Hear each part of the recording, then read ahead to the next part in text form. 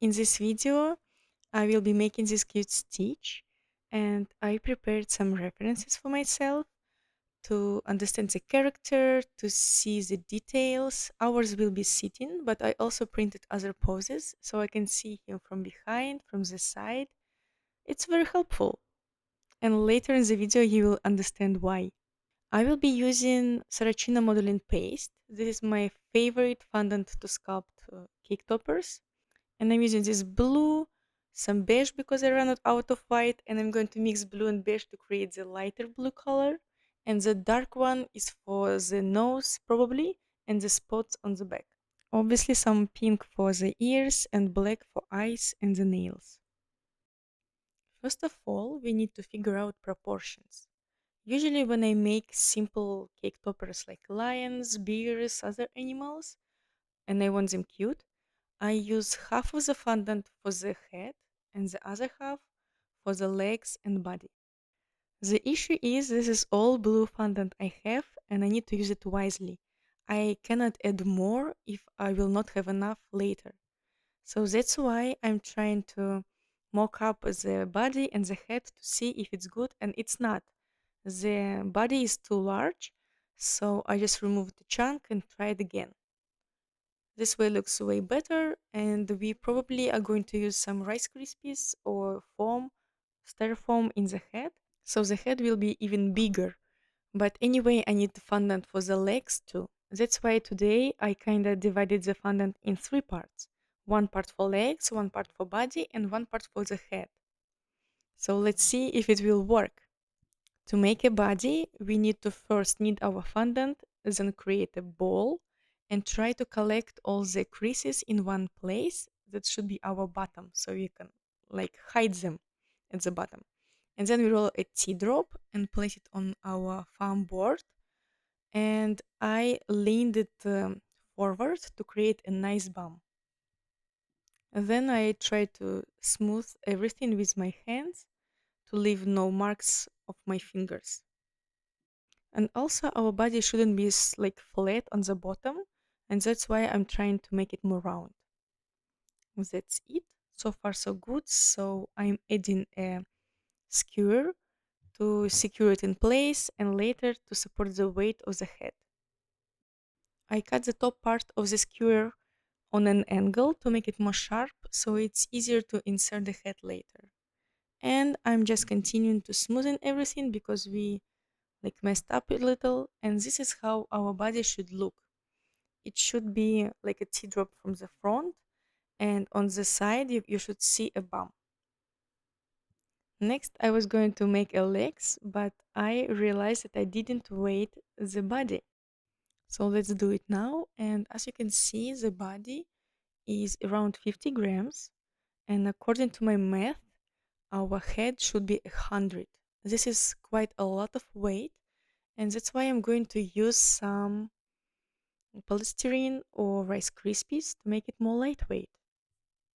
Let's check the piece that I saved for the head. It's 85, so definitely I will need to put something inside. But let's continue with the body. First of all, we need to make sockets for the hips, not sockets, sockets for the legs. So his hips are quite like large and wide, and that's why I decided to go this way. I just push and like try to push to the side to make it more wide. And when you sculpt, you can go either way. You can modify the body or you can make your legs larger. You can make the hip attached to the leg and sculpt it there. But I prefer this way, I don't know why. So I was rolling my piece for the legs, and it is how much? 25 grams? Yes, I remember correctly. And I tried it against my body and it looks fine, but I think that we need smaller legs because we sculpted the part of the hip from the body, so we don't need that much. They will be huge. And I'm checking my reference images and I can see that his hips and knuckles are very like bulky. So I decided to add some lines to shows the hip more. I just use my Dresden tool and create a line and then smooth the top part so it looks like there is a body and there is a hip on the side with the hole that we make to insert our leg. Is it make sense? So I continue to press with my Dresden tool and smooth with my fingers until I'm happy with the size, and then I do the same on the other side. And I'm trying to make them the same size. So it looks good to me, and I'm going to start making the legs. So because my body is 50 grams, I estimated that I will need 25 for the legs and 25 for the arms. So I have this piece of fondant that I'm going to roll and divide in two. Or you can just create fondant balls equal size and this will be your legs.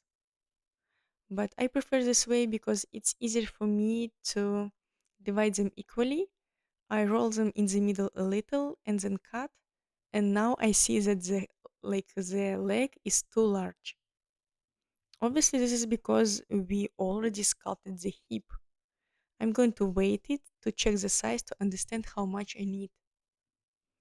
So right now it's 12 grams and I'm trying to understand how much do I need for one, like 8, 10 maybe. So I'm adding the same amount as 8, so it's like around 18. Yes, it's all eyeballing. You shouldn't worry about the grams, really. You should check always against your figure and try to understand if it's working or not. Because if you will be making hips from the leg, you need more fondant. If you're making hips as part of the body, you need less. So, anyway, let's sculpt the leg. We get our cylinder and then I'm pressing with my finger the bottom part to define the foot and the knuckle. And you can see that the foot is turned out like really tiny. So I just re-roll it and start over. So his legs are quite chunky. They are short. The foot is like large. The knuckles are large. And that's why I'm like pressing my fingers somewhere in the middle to create a nice large foot and a knuckle. And this is the shape I'm going to achieve. I'm adding some water inside the sockets to attach the legs to the body. And it's not really secure at this point because my body is cold and dry and it's like solidifies already, but it will stick later. And I'm making the other leg the same way. I would prefer to make them like both and then attach, but for some reason I went this way. It's easier to make them together because you can compare the sizes and they will be more identical. And I'm adding some creases because you don't want your legs to be just like flat and sticking out of the body.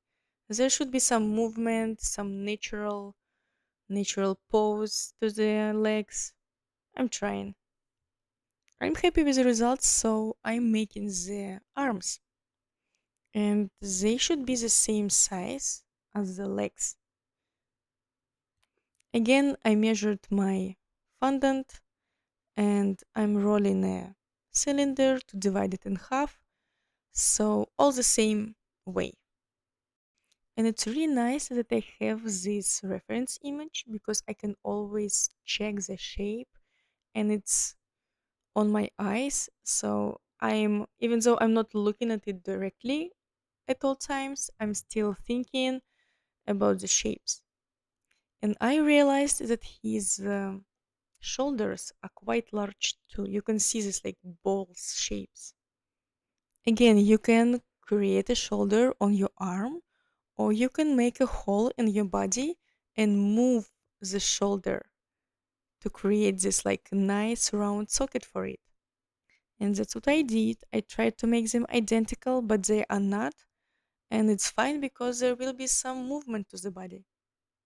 So I'm rolling the fondant for the arms.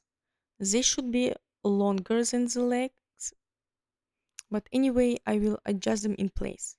I cut it in half, and then the same way I define the hand part, but hands are usually smaller than the foot.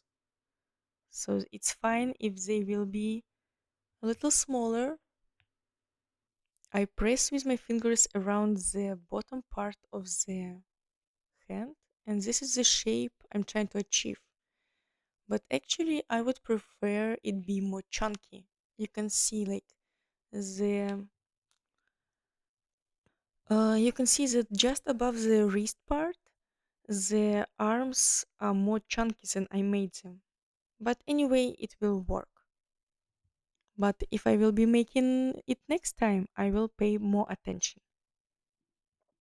So I attach the first arm and I'm trying to sculpt the other one. And then I realized that I forgot to create his lighter belly. So I removed the arm and sculpted the other one. And you can see how it's nice to have them all together on the table because you can compare sizes and make them equal. So to create this lighter belly, that's why we needed our beige fondant. I would obviously use white to lighten the color, but I ran out of white. And anyway, when you add beige, it's kind of like white and yellow, so it should be just like a little more teal than blue. And this is fine. Yeah, we're going to use it for the eyes too, so we need quite a lot. And I tried to mix half of my beige, and it's not that much lighter. So I'm just like adding more and more until I see the difference because it should be just few shades lighter, not significantly, but enough. So I made a teardrop shape. I rolled it with my rolling pin, and my body is already very dry and cold. So I added some water to attach it, but then I realized that my teardrop is very thick. So I just made a thinner one, and this is what I need. You attach it to the body and then cut the excess at the bottom because no one will see it. I put it back on a skewer and let's assemble the body finally. So you can see my legs are falling off, so I'm adding more water so it all will stick nicely. We just need to leave it for a few minutes so it can stick, and we shouldn't move it so much as we do. So I added legs, added arms, everything is shaped already. So it's easy. And this is the final result of our body, how it should look. The only thing that we need to add is the fingers and toes. And I also decided to add these sticking hair pieces at his chest. So I just rolled 3 teardrops and attached them. So our body is almost finished, and now it's time to add fingers and toes. Fondant is very dry, so I add some water, and our stitch it will have 4 fingers on each paw. Is it an animal, right? So we basically just roll tiny balls and attach them to the legs. And next step we will be adding his nails. That's why I'm using this tool to create the holes so my nails will be more secure because it's so easy to break them later. And as you can see, the toes are round and they're like balls, but the fingers I made a little longer. And don't forget that he has a thumb. And same process for the sockets for the nails later.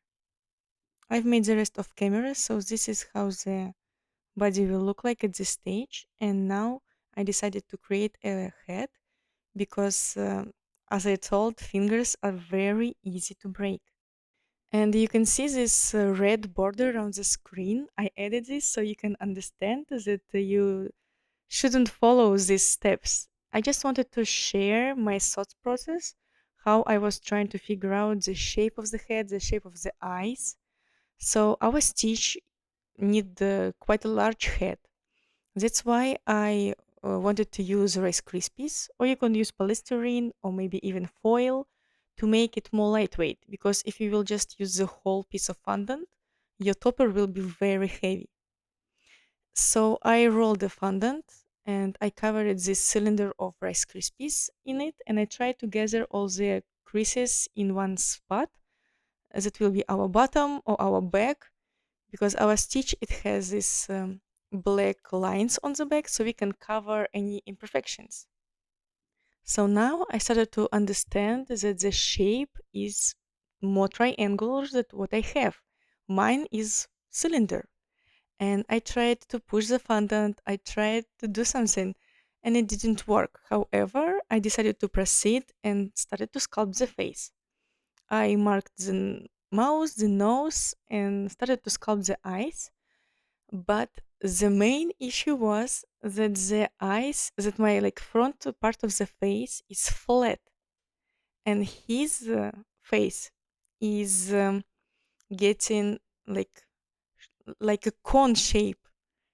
So the nose is the top of the cone, and when you look from the side, you can see his eyes. But when you look from the side to my face, you will not be see the eyes. But I didn't figure out this yet. I'm just trying uh, to copy the shape of the light part of the eyes. It also looks like a teardrop, and I'm trying to understand which way should I move it. And right now, I understood that the distance between the eyes is too small, so I just moved them apart, more apart. And I'm trying to smooth everything and trying and trying. It was quite interesting to watch after all, because not always we know how to sculpt something, and very often we make attempts, they didn't work. Sometimes we try and it works from the beginning, but like I always struggle with stitch face, and I wonder what if we just do the cute one, like more stylized one with a flat face, because it will be easy to mimic it. Now I figured out that my teardrop is looking up and it should be more to the side. I'm trying to put the fondant, but as you can see, the layer of fondant is very thin and there is nothing to push. If I would have more fondant, I would just like add it and have more material to work with. But anyway, I decided to add the lighter part and try to figure out the shape. Obviously, you can just roll some fondant and cut these tea drops and then add them, like attach them to your flat face. But I prefer to make the indentation first so I can see the shape, and it's easier to manipulate with something if it's wrong. If you cut out, you cannot, like stretch it or something. So I added my light parts, and without the nose, obviously it doesn't look right. And I turned it to the side and understood that like it's not a teardrop, it's not a cone. Something is wrong. Even if I will add the nose, it will not work. But I decided anyway to proceed with the mouse part, because we need to figure out another issue, that our face is getting smaller at the bottom, but it should be get wider. And I cannot add a lot of lighter fondant because it will not be the same anyway. This cake topper was a last minute order, so I didn't have enough time to figure out everything. I'm still happy with the final result, you will see it. But for myself, I really want to figure out how to sculpt this shape. I already made a few stitches, one like few years ago, and I didn't think about anatomy or anything. I just did it, and it was quite fine. And then I made a large 3D cake, and it was so weird. It was cute, but like super weird. So, okay, at this stage, I decided what if we will add the nose? Maybe it will help me to understand the proportions, help me to understand what I did wrong, because I already knew that I will be like redoing it. that I will peel the fondant off and will try to figure it. So basically, this is what I did. I realized that my main issue was that I was working with the cylinder shape, and I cut my Rice Krispie base to more like a teardrop, like a cone triangle. But the thing that I didn't realize that I need to cut it also in from the front. So I fixed the side view. From the side, it looks great, but it still doesn't look right from the front. So anyway, I covered it with the fondant and again tried to smooth everything. Right now it's in the back because I wanted to make the face the most clean part, and we will fix this all with these dark stripes later. I remember when I just started sculpting, I was so worried about seams in my figurines. But people who will see your final work, they will not care. They will need like one split second in their brain to decide if it's cute or not. And they will not look at the seams. They will look at your proportions, at your anatomy, at how, like, some works are just sloppy. You should avoid that. You should try to make everything smooth, but seams, it's something you shouldn't worry. So I decided to mark where my nose and my eyes will be. I marked where the nose will be and then started marking the corner of the eye. Uh, when you look at the picture, you can see that it's a little lower than the nose and it should be wider. So that's why some markings are very useful when you try to sculpt something. And that's why I don't like to just cut the piece and attach it because there is no room. So I fixed the position and then I turn it to the side because right now I have a side. It's not flat. My shape is like a teardrop and I can work from the side. So I tried to copy the how the this teardrop shape of an eye looks from the side and from the front and make them match the pictures. And then you need to make the same left eye, which is quite hard actually. Overall, it's quite hard for me to sculpt cartoon characters because when you see something in 3D, it's just easier for you to see it from different angles and understand the shape. But if you have just 2D pictures, just like drawings, it's really hard sometimes. So then I'm using this ball tool to deepen a little these eye sockets I marked so I can insert the lighter color here. And I don't want it to be bulky there because it's an eye socket, it should be an indentation in the head. And I don't press hard, I just start slowly and work around the shape. And if you will hit the Rice Krispie part, don't worry because we will cover it. I didn't do it here, but on my first head, you could see that I pushed so hard, I reached the Rice Krispie, and it's not an issue. You can even cut this piece out because we will cover this all with the lighter color. And when the shape is ready and I'm happy with it, and I can still manipulate the shape at this stage. It's so much better than the first attempt, right? So I did a T-drop and inserted it in the socket we made. And then I'm using this knife tool to define the eye corner even more. And then we just need to make the same left eye.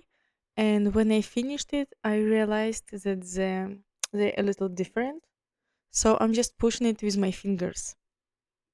And then again, I'm using this knife tool to fix all the imperfections and define the eye corners.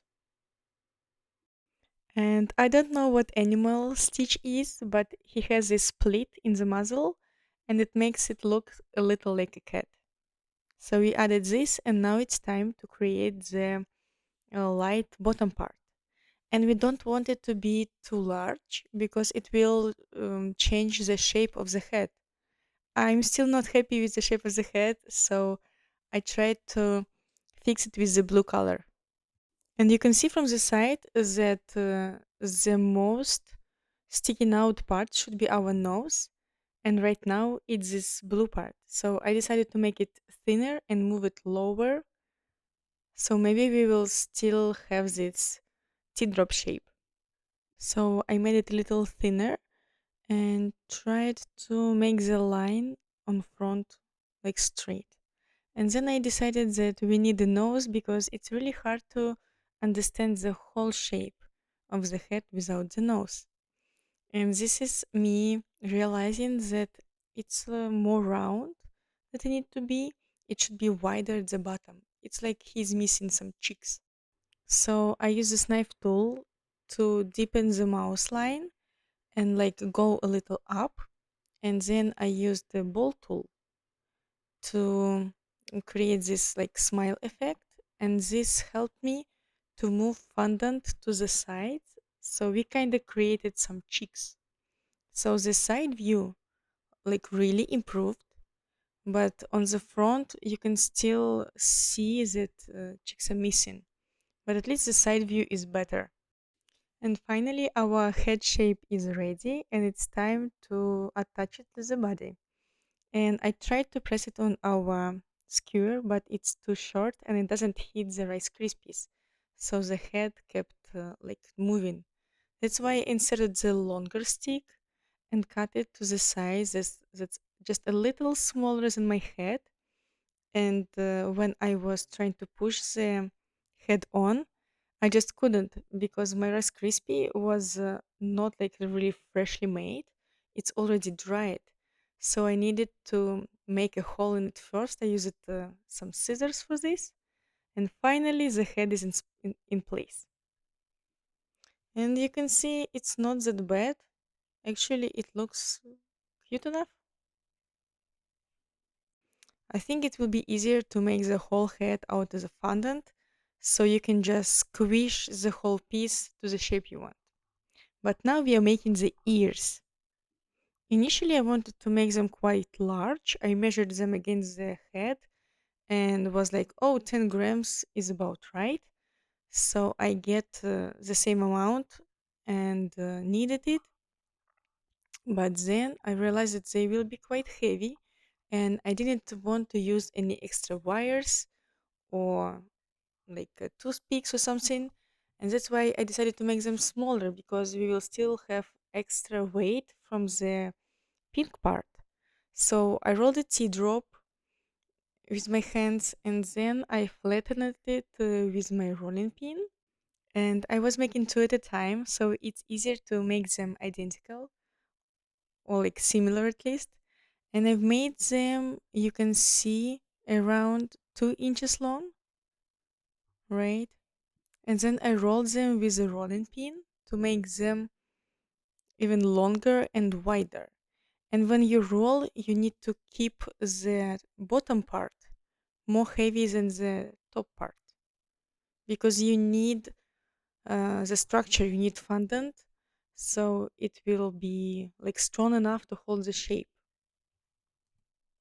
So after I rolled, the size was 3 inches and around an inch wide. And then I tried to do the same with the second ear, and because I have them both at the table, it's easier to make them similar. You can just compare them. The pink part is about the same size, so I did the same steps and I just aligned them at the top. So it doesn't matter if I don't have enough length to cover the bottom part with the pink because it will not be visible anyway. And after we made two equal ears, we need to add the slits. On the right ear, it's at the bottom part, and at the top on the left ear. And don't make them too large, the slits, because they can ruin the structure of our ear and it will not hold their shape. Then we pinch it at the bottom, and that's it. Now they need to dry a little, so when we attach them, they will hold the shape and stay in place. And I'm just marking where my ears will be. They are quite low, on the head. And yes, after I measured the ears, I see that I want them a little bigger. So I just tried to stretch them a little at the top. But anyway, our ears, they need time to firm up, and we finally are going to continue the face.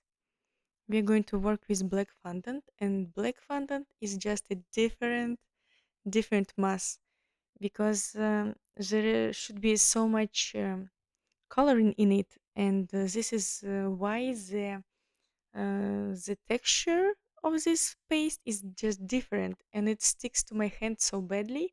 That's why I always try to leave working with it till the end, because you can already see how dark my fingers became, and I washed them like 5 times already. So to make an eyes, I just rolled teardrops and placed them on the lighter part that we made. And I'm trying to adjust the shape to look it more like on the picture from the front. And don't forget to check the side view and adjust if needed. Like mine, they needed to be more to the side, so I just pushed them. To make a nose, I just rolled a ball and made a tiny bit like a teardrop at the bottom. I didn't really sculpt it, just like adjusted here and there. And then I used this contour to add the nostrils. You cannot really see them, but they are there. This is how it looks from the side. And then I decided to add this skin folds under the nose.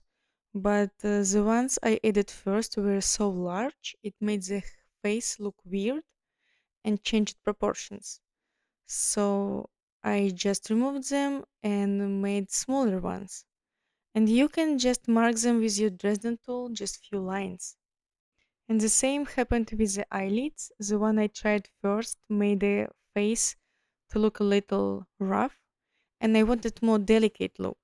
That's why I just divided this one into pieces, and now they are more softer. Like they are here, but they don't like steal all the attention on the face. So this is a final look, and at this point I wanted to start making nails, but realized that I forgot a tail. And even though it's just a ball of fondant, we need to make it obviously. And then I made these stripes on his back that are just a little darker shade of blue, which is navy blue in my case. And you just roll a sausage and roll it with your rolling pin really thin because it should be flat. And then on the head, remember these creases that we left from the covering the Rice Krispie fondant? Now it's time to cover them. So it's finished, and I've made the fingernails off camera because they're super simple, just balls and like longer ones for the arms. Super easy, just boring. And then I added these cute hair spikes on the top of his head, and we can finish making ears. I've made larger holes for ears so there is more surface to adhere them. And let's try. So as you can see, the bottom part is very thin, so I needed to cut it. That made my ears look shorter and closer to my head that I wanted. So I would definitely like make them a day ahead maybe next time, or maybe use armature or something. And because our ears are not fully dried yet, they're still pliable, you can manipulate them. At first, you can see how they lean, but you just need to find a balance, like a position where they will stay in place, and then they will just dry like this. You just shouldn't touch them for a minute or two. That's what I tried to do here. And when I'm happy with the shape and the position of the ear, it's time to add these white spots on the eyes. I used white acrylic edible paint. I got it from Russia, and I love it a lot because it's very like thick and it dries in layers. I don't know if you can achieve this look with the regular food painting, but you can simply add a piece of white fondant. It will do the same thing. As a final touch, I added this highlight on his nose, and basically that's it. This is the final product. I hope you liked it, and hopefully, I will make another one with all the proper proportions and shapes. Thank you for watching.